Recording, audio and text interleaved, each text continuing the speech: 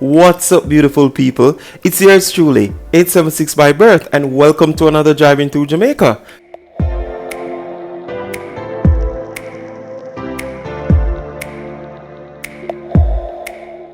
Today's journey will take us from Runaway Bay into the parish of Trelawny. And of course, we'll be passing through Discovery Bay.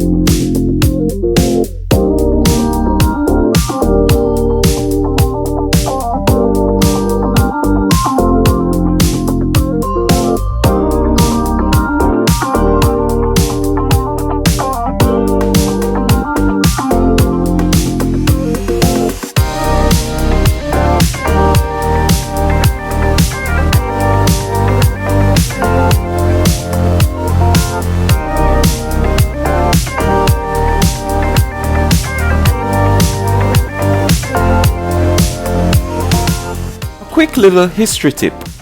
Now, Discovery Bay is said to have gotten its name due to the fact that this is the point where Christopher Columbus had first set foot on Jamaican soil when he, quote unquote, discovered Jamaica.